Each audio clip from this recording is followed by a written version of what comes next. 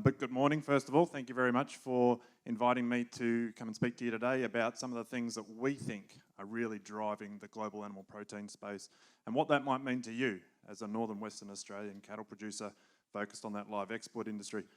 Before I get started though, I'll throw a question out there and I'll give you a couple of minutes to madly search Google on the phone. But a question is, how many pigs are there in China? I'll come back to that in a minute. Is this going to work? That does work. Does work. There you go. I'll give you a couple of minutes to search that. I'll come back to it because I think it's one of the most important things that you might be able to take out of today in terms of what's happening in that global space and why we're seeing what we're seeing in markets at the moment. So, as introduced, I'm part of the Rabo research team within Rabobank. Rabobank is a solely food and agri-focused bank, so as a result, we've got a team of analysts around the world as part of our global network. We're broken up into different sector teams. I'm part of the animal proteins team and cover the beef, pork, poultry, seafood and sheep meat markets in Australia. As you can see, I've got a couple of mug shots of my colleagues up there. I draw on them a lot to find out what's going on in their markets. One, because we're an exporter, but two, a lot of the trends and a lot of the developments that we see in those markets eventually flow through to what happens here in Australia. So we can learn a lot from what goes on in those markets. So, I wanted to talk or start the whole presentation around our export market share and where it's going to and how that's been changing over time, and therefore what it might mean to us as producers and exporters, understanding who that customer is. Is it a new customer? Are they looking for something different? We've got up here the percentage of Australian exports in value terms. So the percentage of exports going to those relative countries. We've got UK obviously was a major export destination back in the 50s. Japan was quite a big operator, but we've seen recently the rise of China. We are now exporting as much to China in dollar. Whoop, take Mr. Menzies off. We are now exporting as much to China in dollar terms in proportion to our total export mix as we did back in 1959 to the UK. It's the first time in, I can't do my maths quick enough, but that must be about 60 years that we've had such a dominance of one particular market that we're sending product to. Now, I was going to ask the question, how many people in the room were around in 1959 and can remember Mr. Menzies? It was pre-decimal currency, and I found this on Google. I thought this was a cracker. If you can see it clearly enough, this is taken from the Queensland Department of Ag. It was a stand that they had at one of their field days, and it says, "Taking science to the farmer." It's got a bloke there. I think that's a radio on the left, and on the right-hand side, it's the farmer sitting in his lounge chair listening to the wireless. That's how you deliver science, apparently. Don't know if MLA's watching.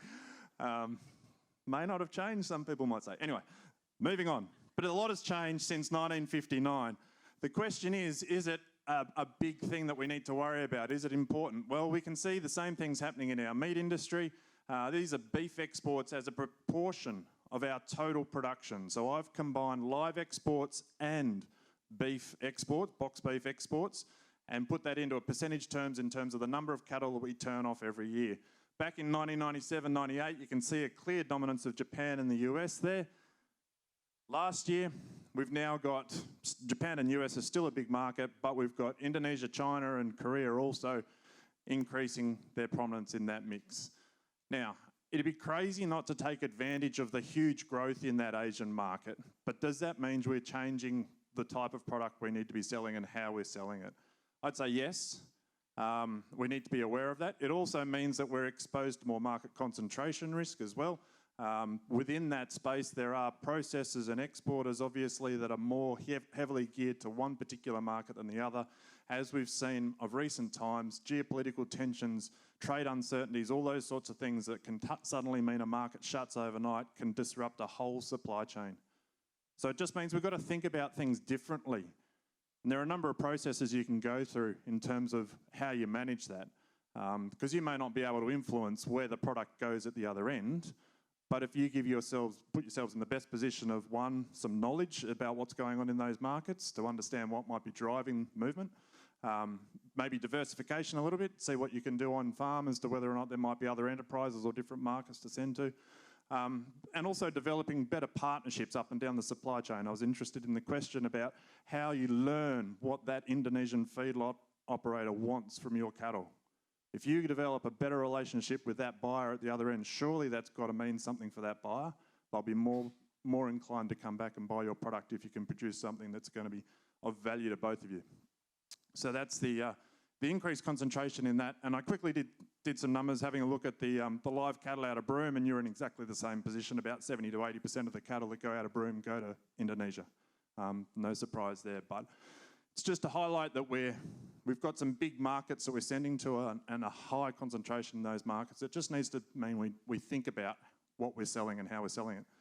So what's driving that growth in consumption, particularly in that Asian market? And I'm going to focus on China because it is the clear market driver at the moment. And I think there are two key things. I'm going to look at short-term and long-term effects, and there are two key things from a short-term point of view. One, we've got the Chinese economy at the moment, and two, we've got African swine fever. Both of these things are going to have material impacts over the next 12 to 18 months in that Chinese market and affect what demand they have for your product, i.e. how much they're willing to pay for what we're selling. Now you might think, as a Northern Western Australian live export operator, what's that got to do with me? I'm not sending live cattle to China yet, and yes, despite the protocols being in place, we are not seeing a flood of cattle get on board ships to go to China. But I'll show you in a minute, there are implications through redistributions in the global supply chain, the global meat distribution, that mean that it is going to have an impact on you. So African swine fever, turning to this. Coming back to the question at the very beginning, anyone Google it fast enough to figure out how many pigs were in China? There you go, someone's on the ball. 440 million pigs in China. I say that because we can only really understand what African swine fever is going to do for global markets when you understand and comprehend the scale of it. It's like going on a mine site and seeing a mining truck that's got a tyre that's bigger than a car. You know, the proportion of this has got to be understood.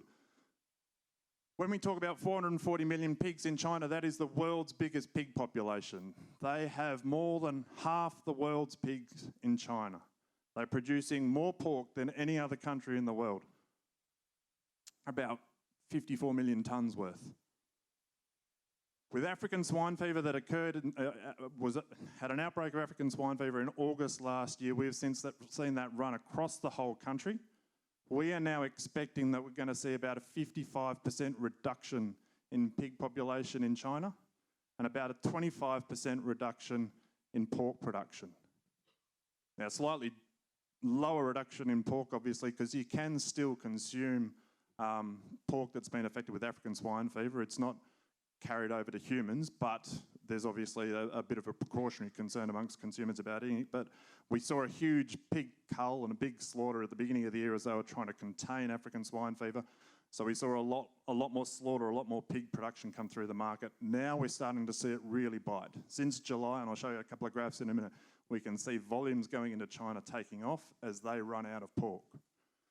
So 13 million tonnes, we think, that will wipe off the Chinese pork production this year. To put that in context, because while I look at these numbers every day, I've always got to make sure that I've got to put in context for you, because 13 million tonnes is a bit hard to comprehend. 13 million tonnes, if you put it into Australian terms, would require us to produce all our beef, sheep meat, pork and poultry production 2.5 times our annual production. We'd have to double that and a half to get near 13 million tonnes. We produce about 4.5 million tonnes of protein a year. 13 million tonnes is more pork than the world's second biggest pork producer produces. That's the US. So there is nothing in the world that is going to fill a gap of 13 million tonnes of protein in China. Yes, China will increase its own production of things like aquaculture and poultry will be the key ones to start with. Yes, they will import more, and we're seeing that already, but they will not fill that gap. So there will be a supply shortage that will drive prices up.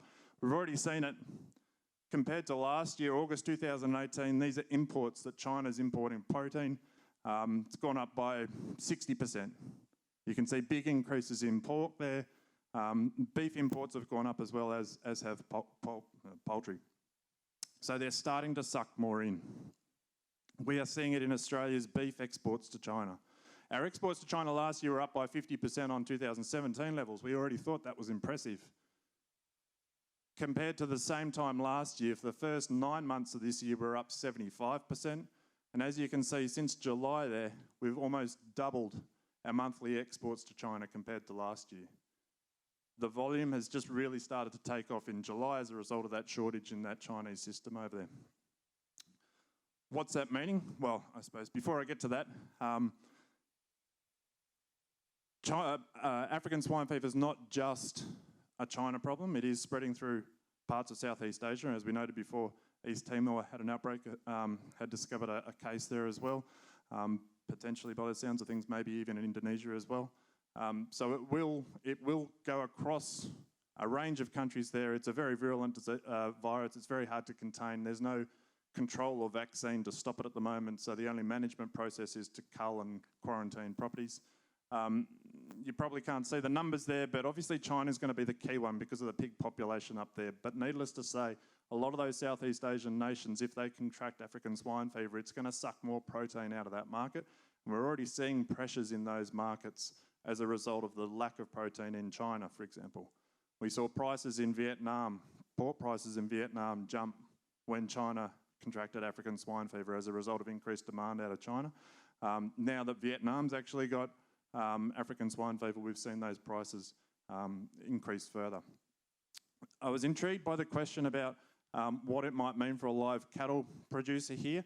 I was at an event a couple of weeks ago where I heard someone from the pork industry talking, and she raised the point that if Australia was to contract African swine fever here, we'd have to have a very close look at our trade protocols because it may impact the export of live cattle. So it's probably something to be aware of and possibly for the industry to investigate. If we were to contract African swine fever, does that put a limitation on our ability to export live cattle? What's it meaning? Obviously, shortage in supply is seeing prices go up. There's not enough to supply that market, so we're seeing huge increases in prices. Pork prices have gone up by more than 120% over the last, since this time last year. Chicken prices have gone up by about 30%. We've seen beef prices jump as well. Obviously, normal natural economics dictates that. These are Chinese retail prices. As you can see, they've all lifted in the last couple of months as a result of that shortage. I've put the Australian dollar terms on the right-hand side there because I want to make the point that while African swine fever is sucking everything out of the market at the moment, it's going to be a bit of a short-term thing from a beef producer point of view. It's going to mean that over the next probably 2 to 3 years, we're going to see some very strong demand from China on every protein class, but they will start to rebuild their own pork production after that, and then we'll see that pressure ease. So some of the prices that we're going to be seeing over the next year or so, I think are going to be very short term. And we've just got to bear that in mind in terms of what we're producing, where our product is going to, who our customers are. We don't want to necessarily give up some of those long-term customers that we've got great relationships with to take advantage of a very short-term thing and find out in 2 years' time when we go back to those old customers, they've found an alternative supplier. So who's going to be the big winner? Well, poultry will be the big winner out of this. As we can see here, these are our forecasts out from our Chinese analyst in China as to what the distribution of that Chinese consumption is going to do as a result of African swine fever. So obviously pork consumption is going to go down. It was on a natural decline anyway as part of the Chinese diet, but it'll drop to probably about 50% of the diet from where it is at the moment, just over 60. We'll see poultry take up most of that gap.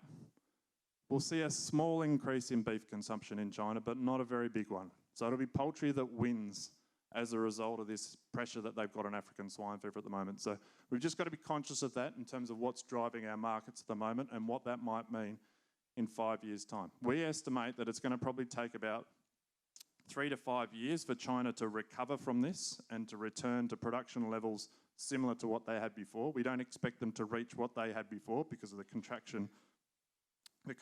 natural contraction in the industry that was occurring anyway. But in 3 to 5 years' time, they're not going to need the same amount of protein that they're needing at the moment from an import point of view. So those prices will come off. The other thing to bear in mind behind all this at the moment is what's going on in that Chinese economy. Now, it sort of gets a little bit lost in the whole conversation around African swine fever, but it's also plugging away in the background there, and it includes some of the things around geopolitical trade wars, etc., that are going to influence that Chinese consumer's willingness to pay. So what we're seeing at the moment, obviously, is the Chinese economy is slowing, the GDP coming back around to sort of the 6%, and we expect it to decline a little bit further. We're seeing retail sales in China also come back a little bit, around the 9% mark. Our forecasts for the next 2 years are that they'll drop from 9 to about 8%. But we're not seeing them drop over the edge of the cliff. We're just seeing that this economy is slowly easing. We've got some concerns about the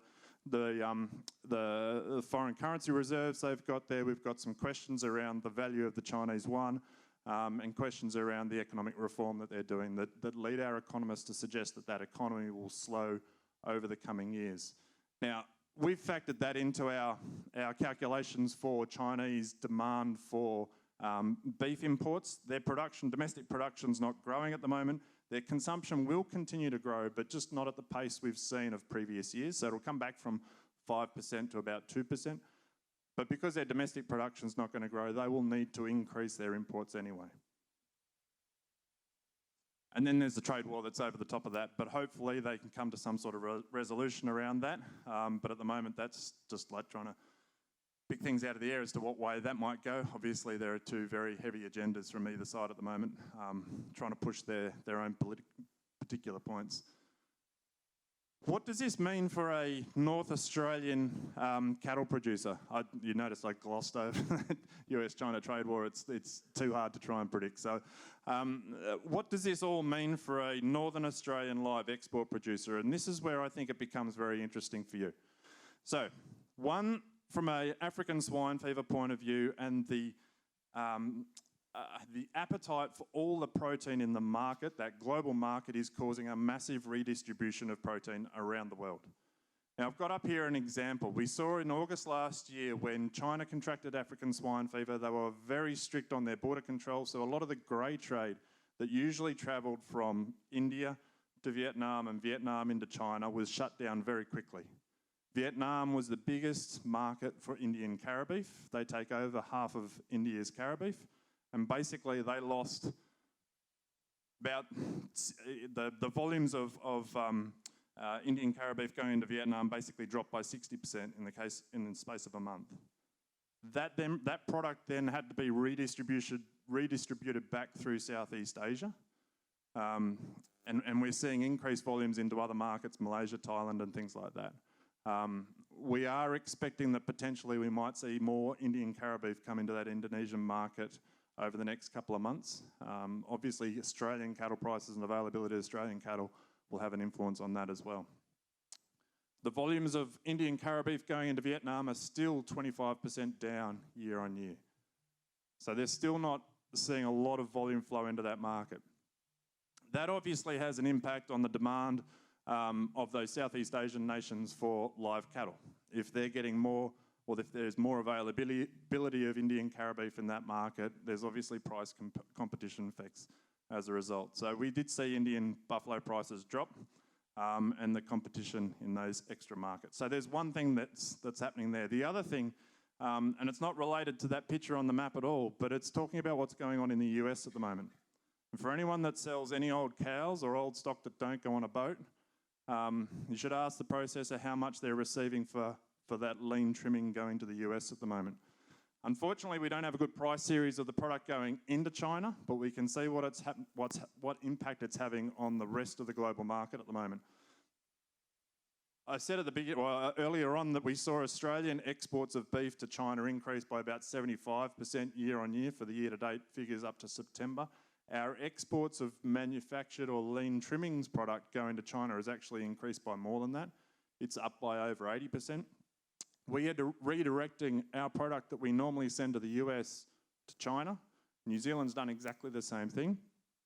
As a result, we've seen the US import price for Australian lean trimmings jump to record levels in Australian dollar terms, so it start to get very high in US dollar terms. So we are supported at the moment by a better exchange rate that is helping us. But at the moment, we're looking at a price in Australian dollar terms of around $8.50, potentially $9 a kilo for lean trimmings going to the US. We've never seen a price like that before. That's a result of the shortage of the Australian product available to that US market. Now, there's a question in that because the US price hasn't really, well, it's gone up a little bit, but not by much. And the spread between the US imported product from Australia and New Zealand and the US domestic product is now at some of its widest levels it's ever been at. And there's a question as to how much more that US consumer wants to pay and how much our Australian prices can increase further before they start finding an alternative. Whether they start freezing more of their own product, whether they start just blending some of the fresh product in, or whether they even potentially consider reopening the trade with Brazil. But the positive news at the moment is, if you're selling cows, that process of selling lean trimmings to the US is making a very handsome return at the moment. So they're the two things that are going to be affecting you as a North Australian live exporter as a overflow of what's happening in China and that African swine fever. Looking at the longer term impacts, and this is where I think it's more important when you're looking at it from a strategic point of view as to what it might mean with investment decisions in your business. So I think there are still some very positive indications out of that Chinese market and Southeast Asian complex that give me good hope looking at the next 5 to 10 years in terms of the demand into that market. One, we're seeing increased urbanisation and increased wealth. These are Chinese numbers, but there's a similar trend across many of those Southeast Asian nations as well. So increased urbanisation, increased wealth, there's a lot more consumption of more Western style proteins, including beef. We're seeing increased expenditure on food. So despite the slowing economy, it's a bit contrary to what would normally happen, we're actually expecting that the consumption expenditure on food to increase over the next 10 years. That's a positive. And when you look at something like this is a relationship between GDP per capita, so an indication for wealth, and the per capita consumption of beef. You can see there's a general upward trend. As your wealth increases, your consumption of beef increases. And you can see where we are right down the bottom here for many of these Southeast Asian nations with low per capita consumption and low wealth. And you put over the top of that what you think is going to happen in terms of the general level of wealth in those countries. You have to follow, or you have to expect that they're going to follow an increasing plane up there, and therefore their general consumption will increase. And from an Australian point of view, there's a positive story in that many of those places don't have a natural domestic population of cattle to be able to satisfy that demand, and they'll be looking for imports. So I think that's a very positive news from an Australian point of view in terms of the longer term trends.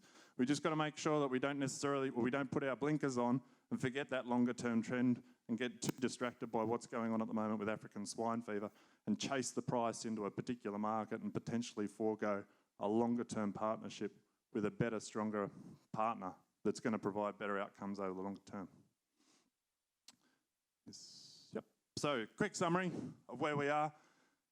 I think the Australian export landscape is changing. I don't think we should be trying to avoid it. It just means that we need to be thinking about how we actually tackle it, things to be able to do in your own business to try and mitigate some of those risks, whether it's about trying to find better information about what that product, that buyer wants at the other end. Are you producing something that they want and therefore establish a longer term relationship?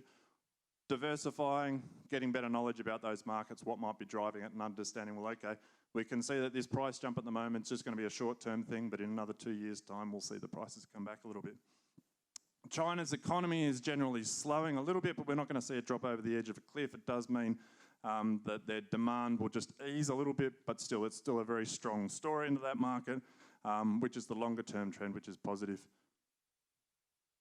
I put this up because generally everyone asks me a question about price, and before I step down, I thought I'd put it up there and discuss the issue anyway. So what's going to happen for prices over the next 12 months?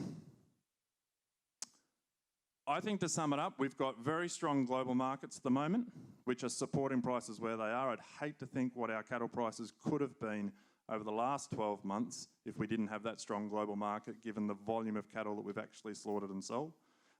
So we've got very strong markets at the moment from a global sense, and I don't see that dissipating over the next 12 to 24 months. So there will continue to be strong global supply. Frustratingly, from an Australian point of view, though, we're going to be limited by supply. We may not be able to capitalise on that strong price or that strong demand from that market and therefore receive those high prices with the volumes of cattle being produced.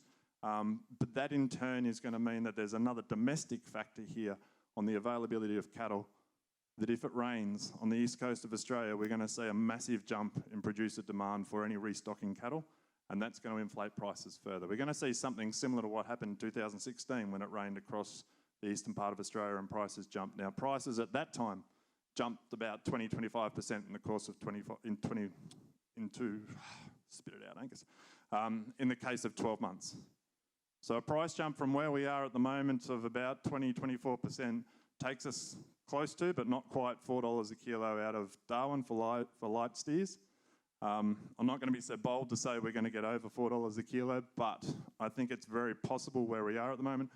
The caution is there, as was said in the earlier presentation, is that feedlot margin in Indonesia starts to come under an intense amount of pressure when you put cattle at that cost into that system. And as it was noted, with their increasing feed costs over there, they're going to start to try and find alternative ways to get a cheaper product, and the demand might come off a little bit. So we just need to be conscious of that as to how far we chase it. But I think with strong global demand and a very, very limited supply of domestic cattle, really the next 12 months is all about upside for prices. I don't think we've even got enough cattle in the system to see our prices collapse, because we just can't have any more tip out into the market to cause that price to come off. So a lot of upside potential. How far, it's a little bit hard to understand, and it really depends on how widespread the rain is and what areas receive it. But generally, a positive message for prices over the next 12 months. That will do me. Quick little plug, we've got a podcast series. Feel free to tap into that on your podcast app if you want to. Covers a range of things. It's not only my dull voice on beef cattle, but it's also our grains and oilseeds and our dairy analysts and things like that, which may be of interest. So thank you very much. Angus, what in future years, say in 2050, can the world supply enough food to feed everyone? I feel like I should be CSIRO scientist or something to try and answer this question. Yes, I think so. I'm an economist, so it tells me if we're running short in supply, prices will go up. That'll encourage people to do something about producing more. And now, it might not necessarily be conventional more in the sense of let's go and put more cattle on the ground. It might be growth in plant-based proteins. It might be intensification of agriculture. It might be changing diets. But I believe a market will allow itself to resolve the situation of any over or under supply or demand. Short answer, but I don't think we're ever going to find ourselves in a situation where suddenly half the world is starving. Okay, thank you. Another question up the back here. Angus, where do you see the grey trade from Vietnam into China in the next sort of 6 or 8 months as far as trying to fill that gap in protein? Are they going to open it up to get more in as quick as they can, or are they going to keep it contracted? Yeah, that is a very good question. Because it will change that whole mix and distribution of product through that China, Southeast Asia market, and in turn influence any demand for live cattle going into that market or box beef going into that market. At the moment, we haven't seen it really free up, and I'd suggest maybe, since July we've seen imports into China take off, which would have been a normal period. You would have normally expected if import pressure has come on to import more, they'd be trying to find ways of doing that, including the grey trade. But we haven't seen the grey trade volumes increase by any substantial amount. We've seen a lot of activity from China, increasing access for a range of operators. We've seen in the space of the last 2 months, I can't remember how many it is now, but it's well over 20 plants in Brazil and Argentina that have received export accreditation to be able to send product in there. So they've really driven the official channel to try and get as much product in there as possible. I don't know, and it's a little bit of an unknown as to how much pressure is going to be in that China market as to whether or not those prices continue to jump at the speed that they're doing. If it's already gone up 150% over the last 12 months, we're not going to see any recovery in Chinese production for at least 12 months. So, does it go up by another 120%? And is that enough to stimulate an ability to relax some of that border control and allow some of that grey trade product to come in? It is an uncertain, but it really comes down to, I suppose, the Chinese ambition to try and control African swine fever and limit product travelling across that border. Okay, any more questions? Gray, just down the front here with Catherine. Thanks, Angus. Catherine from the CRCNA. Last week or the week before, I was talking to Chris Chilcott from the CSIRO, and he mentioned the possibility for people to grow precision fermentation plant-based proteins in their own households, which to me was like, holy hell, are you kidding? Is that going to be a thing? Has Rabo done, and are you guys doing any thinking on the impact that those sorts of technologies would long-term have on the meat animal protein industry? We're looking at alternatives as a whole at the moment. Obviously, as new technologies develop and there are new capacities to grow that, then yeah, we'll be keeping a close eye on it. At the moment, what we're seeing is that yes, they're having an amazing growth trend, and probably capturing some of that growth in protein consumption, but not necessarily cannibalising existing protein consumption. So. My belief is that those alternative proteins will potentially fit into and complement the whole protein complex across the board, and provide a bit of an answer to what happens in 50 years' time if we do we have enough product to be able to supply a growing population. I think they will complement it rather than necessarily cannibalise it, and that's contingent, I suppose, on a whole lot of things, including costs and consumer beliefs, et cetera. But one of the key things whenever talking about alternative proteins to a producer point of view, I think we need to be conscious that we shouldn't necessarily look at them as the enemy. We should be looking at what is motivating that consumer to consider that as an alternative, and are there things that we are not telling that consumer about the conventional product that we probably should be telling them so that they can make a more informed decision about it, is generally my message. Rather than seeing them as taking over our space, it's about, well, what's motivating the consumer to actually try those, and can we make sure we position ourselves to ensure that that consumer is getting a balanced bit of information and will be able to make a judgment in their own sense. Okay, thank you. Now we'll need to wrap it up there, but obviously Angus will be with us for the rest of the day. You're here for the dinner as well. So if you'd like to catch up with him and ask more questions,